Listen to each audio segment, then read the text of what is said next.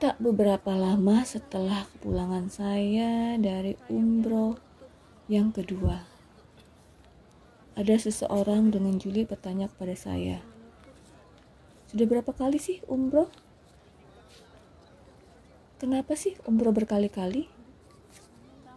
Kenapa tidak uangnya digunakan untuk sedekah ataupun membantu orang lain ataupun mengumrohkan orang lain?" Saya terdiam sejenak lalu tersenyum. Saya pun demikian ketika dulu saya belum pernah menginjakan kaki di tanah haram.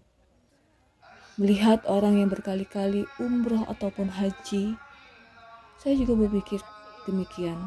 Kenapa sih orang ini berkali-kali umroh? Kenapa uangnya tidak digunakan untuk yang lain?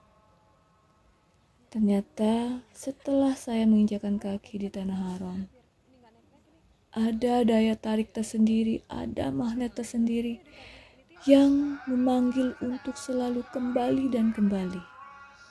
Tahukah kamu, tidak ada tempat di muka bumi ini yang senyaman dan setenang di tanah haram.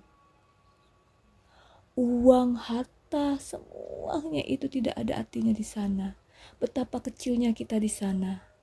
Betapa kita itu orang yang fakir. Fokus hanya ibadah. Dan tahukah kamu, satu kali sholat di Masjidil Haram itu pahala yang sama dengan 100.000 kali kita sholat di masjid manapun di dunia ini.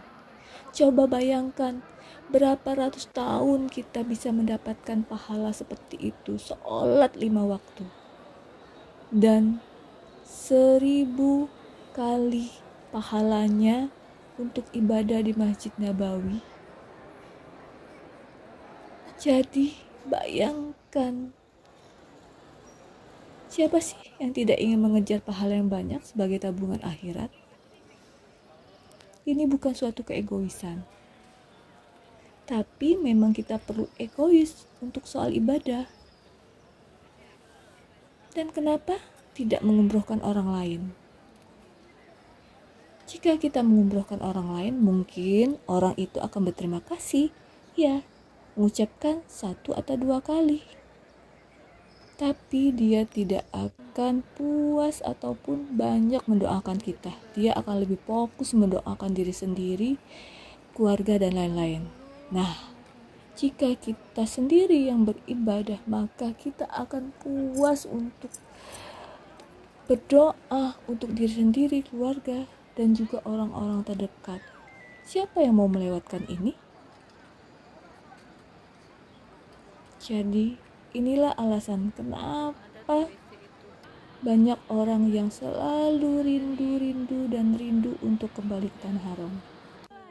Dan tahukah kamu bahwa orang yang berkali-kali umroh itu biasanya adalah orang yang rajin bersedekah, berinfak, dan juga berzakat.